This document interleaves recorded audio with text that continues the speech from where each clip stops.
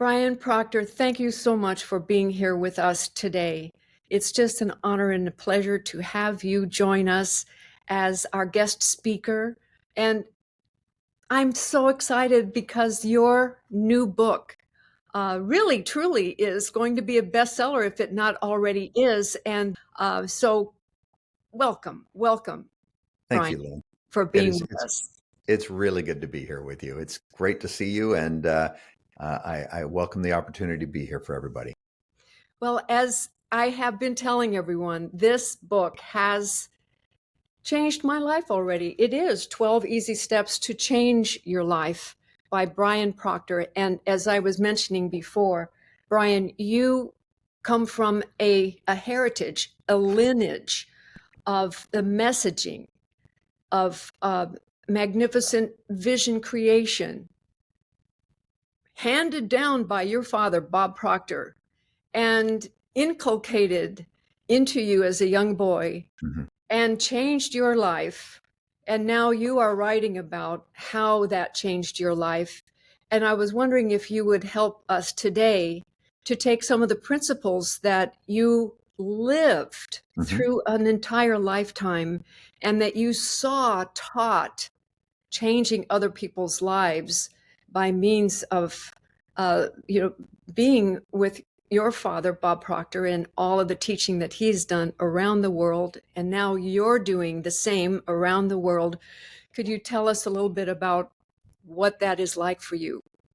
Well, I will tell you, Lynn, it's been interesting. You know, I mean, I realize how lucky I was having Bob Proctor as a father. And the two of us were very, very close.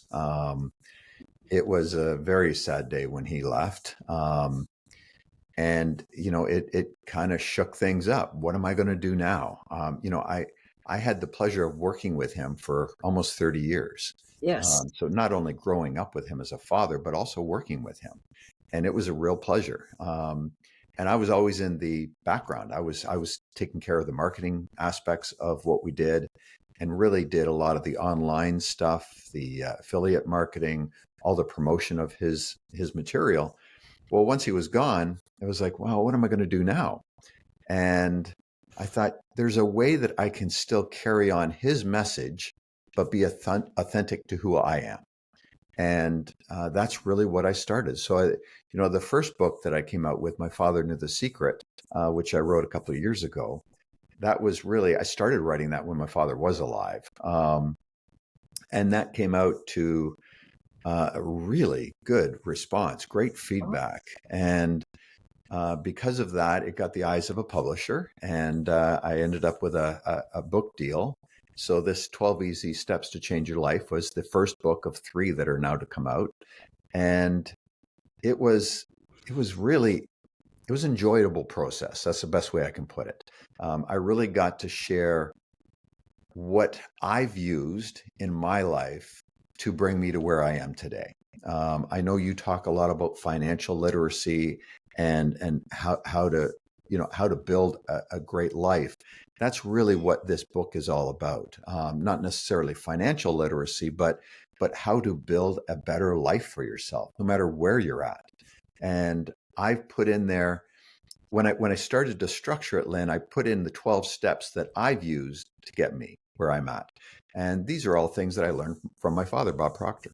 And so that's what's in the book. That's what's out there. And I see it making a great difference, because it's easy, manageable stuff that people can take action on right now. I think that's the important part.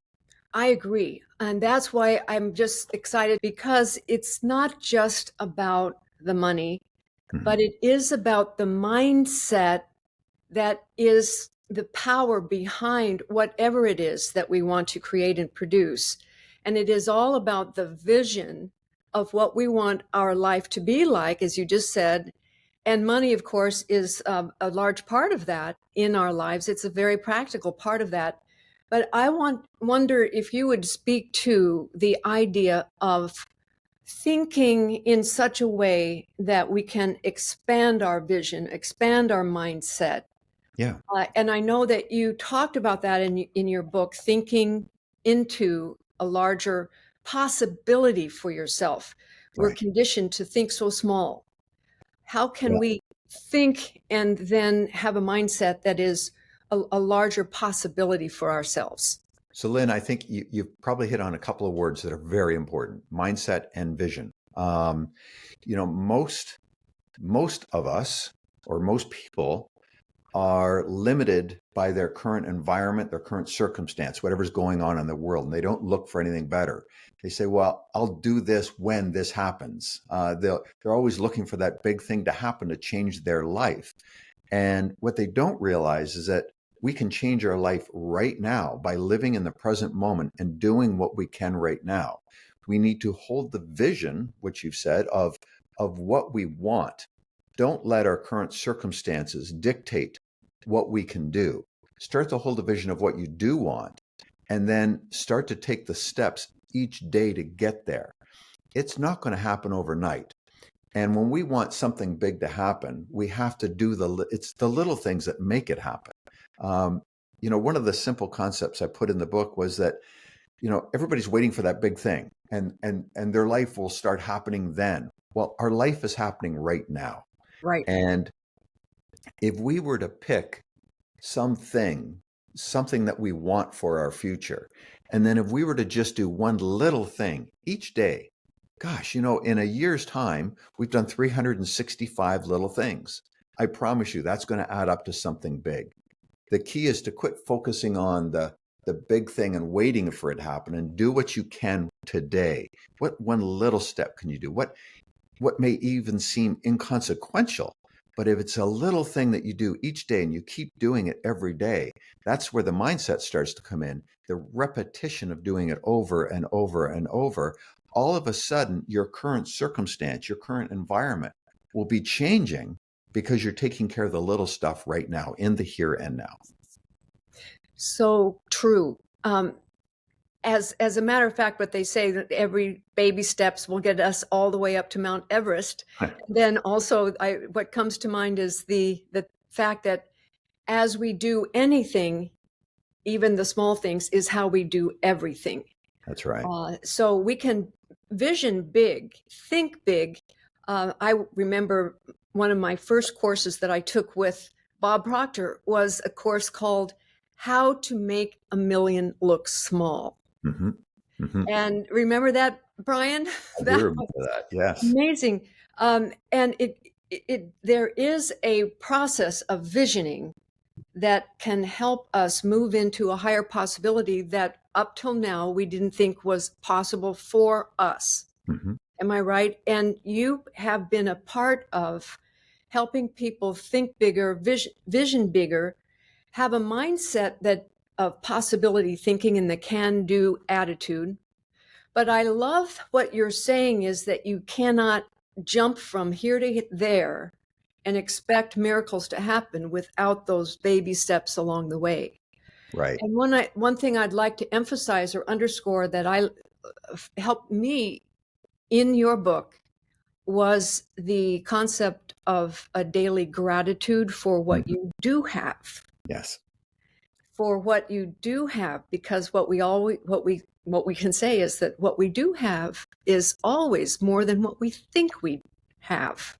Could you speak a little bit about the absolute shift that gratitude itself, which is a simple concept, but Mm-hmm. how that can shift everything in terms of our belief in ourselves? Yeah, you know what, Lynn? I think gratitude is underrated. I don't think people give it enough credit. I mean, I look here on my desk, and as you say that, I've got a gratitude journal right here. Yes. And um, one of the first things I do every morning is I write out what I'm grateful for. And I'll tell you what that does. You talked about mindset. That builds the mindset of looking for the good that's around you. No matter what's going on, we can find something we're grateful for. And if we start our day out writing out what we are grateful for, what's good in our life, we start to see better around us. And we will, quite frankly, attract more good into our life because that's what we're starting to give energy to. Sure, it's easy to focus on what we don't have or what's not working. But boy, if you can start to focus on what is good and write it out, feel it, feel it in your heart as you're writing it. Watch what that does to your way of being and your outlook on life. Gratitude is immensely important. And I strongly recommend that everybody take out a piece of paper every morning, even, or get yourself a journal and write out what is good. And some days it might be simply that first cup of coffee. I mean, if you're struggling for anything, but there's always something you can find good in. And one other thing I'd like to share with you, Lynn, around that, there's something else that I've done with my gratitude journal, I guess, for lack of better words, is I write in it what I'm grateful for that's coming into my life that's not even there yet. So I'm Oh, creating an expectation of what I want in my life, and I'm oh, feeling it like it's already here. I am here to tell you that makes a powerful, powerful force out in the world. it's like a surprise is waiting, That's right. and I'm grateful in advance for it. Yes. Yes. My mother, as she was almost 100 years old, was she had a morning practice called "A Surprise Is Waiting." Oh, Yes, and so every morning she would get up and actually it was a form of being grateful or putting herself in the idea of expecting good, yes. expecting something good to happen, even if it was, a small thing. But it always made her smile, and Right. it shifted her from the mentality of all that I cannot be doing, or I can't do this and I can't do that. Poor me, poor me. So I love what you're saying, and to that's kind of like fishing forward, or Yeah.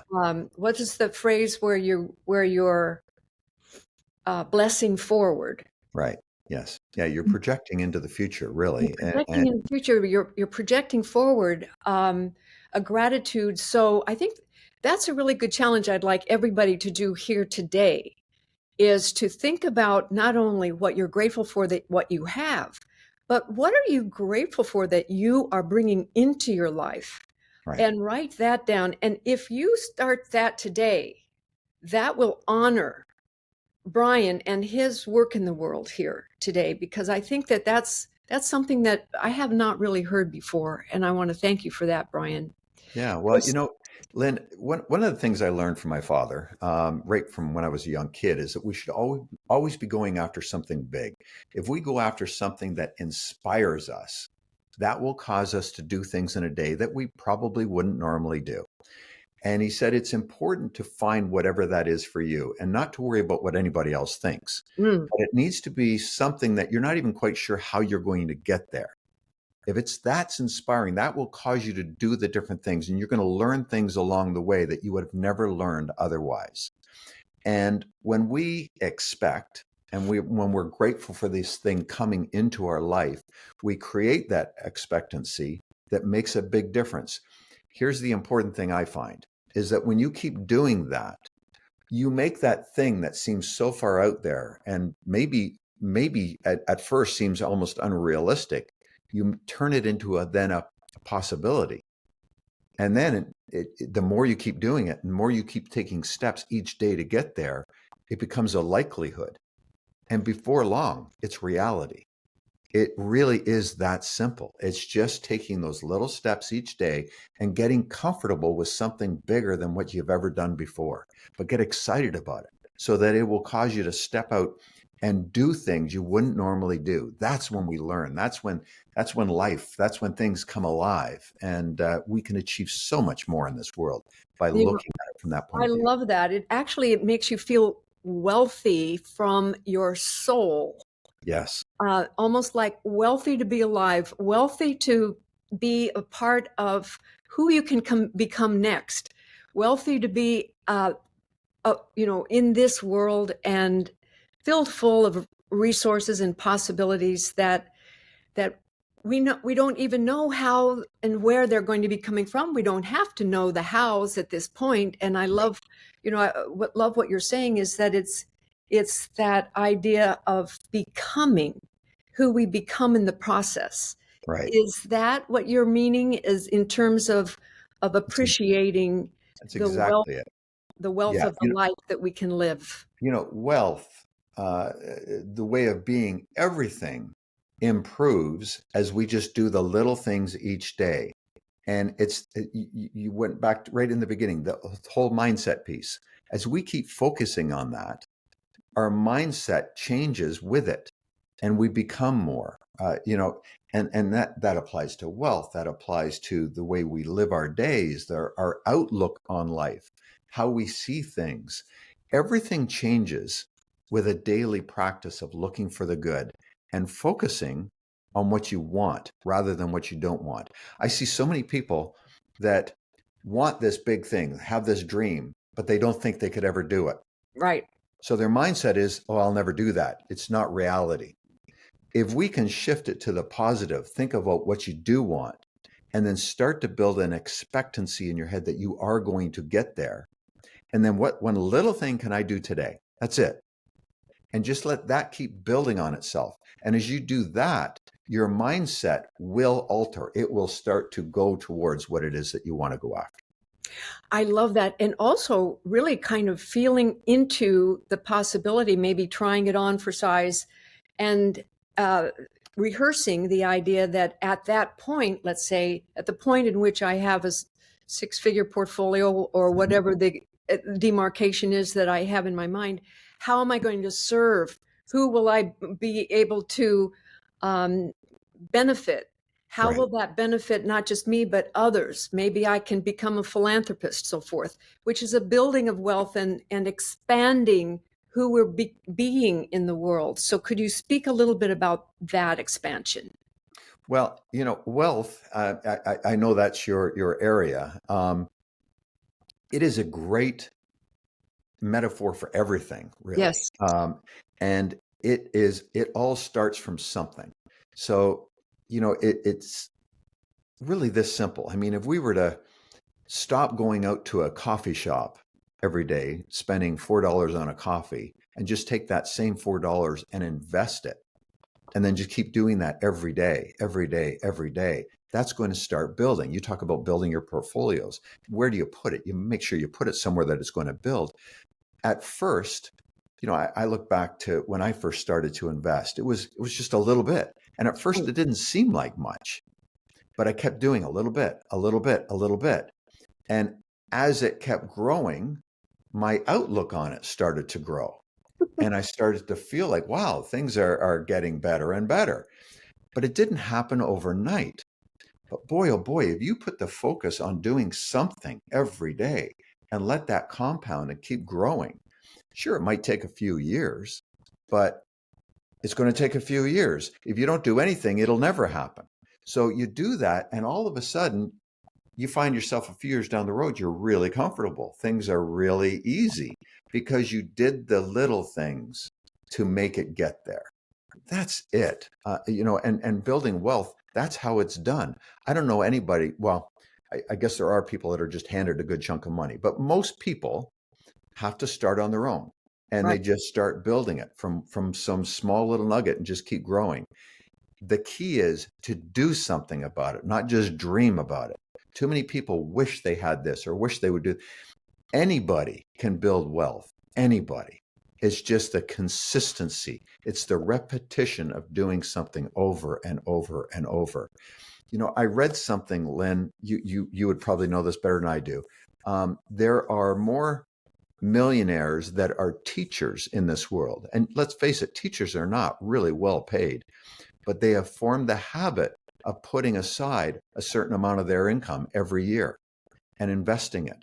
And because of that, there's more teacher millionaires than most other industries that are at that type of income level.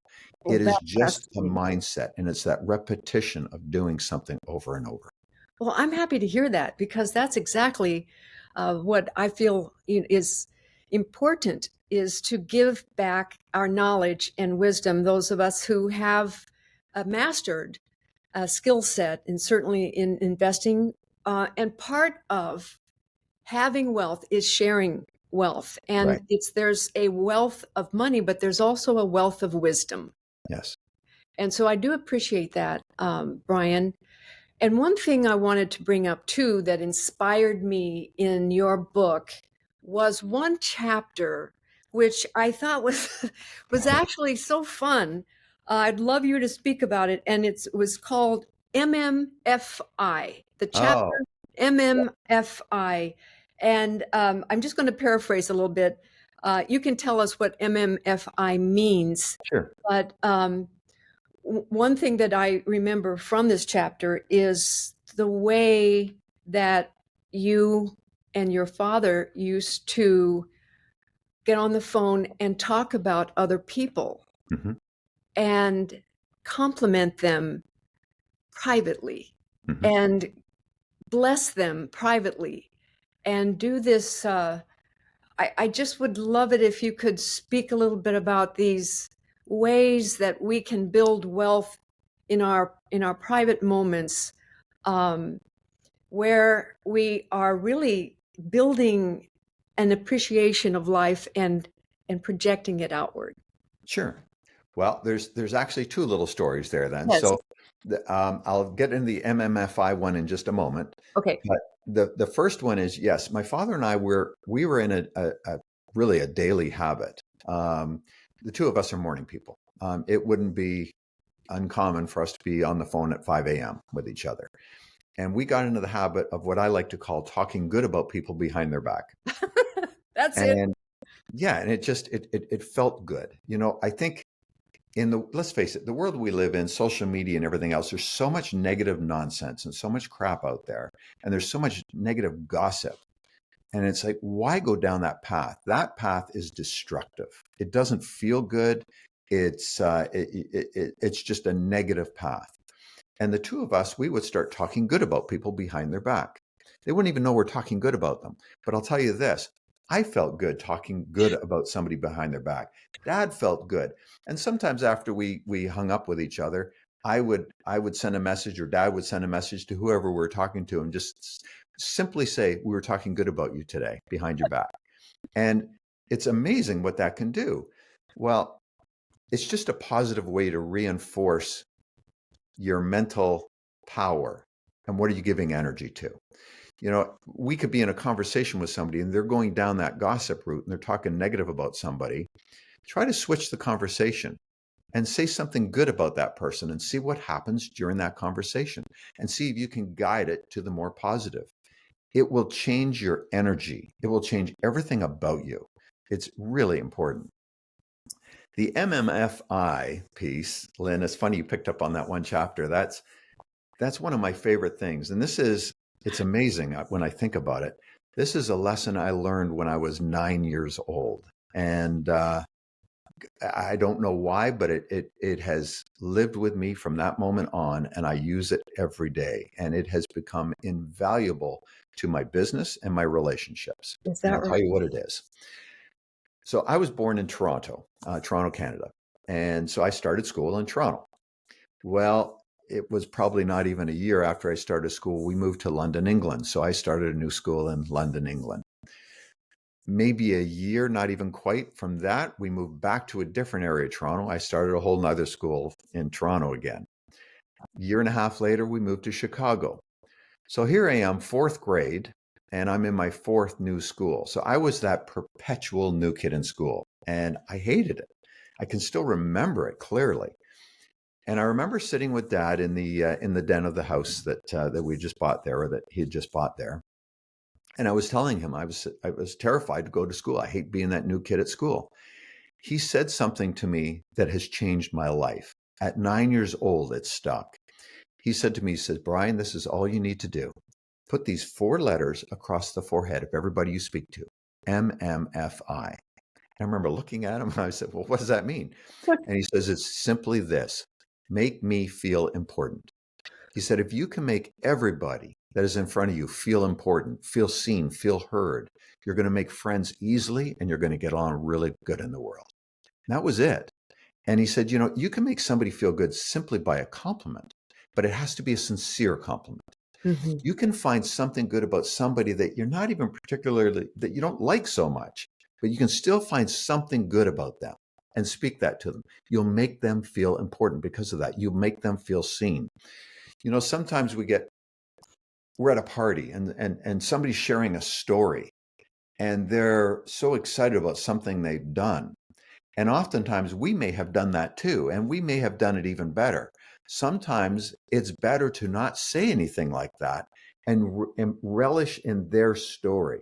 Because when we say, oh, we did that too, and I did even better, we've actually diminished their story.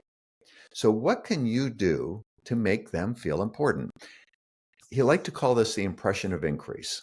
And it's Yes. really simply this: what can you do to make everybody you come in contact with feel better because they were in contact with you or because they were in your presence? And that's it.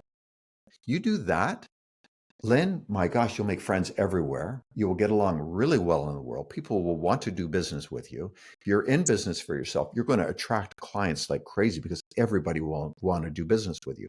What can you do to make everybody you come in contact with feel better because they were in your presence? That's it. It's so beautiful. Thank you, Brian. Well, everyone here I know has been extremely inspired.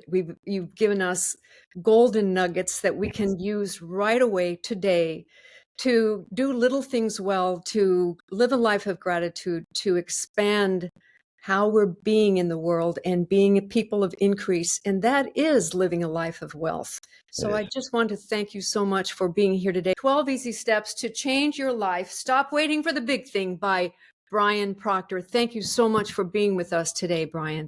Thank you very much, Lynn. It's great to be here with you. Bye for now. Bye bye.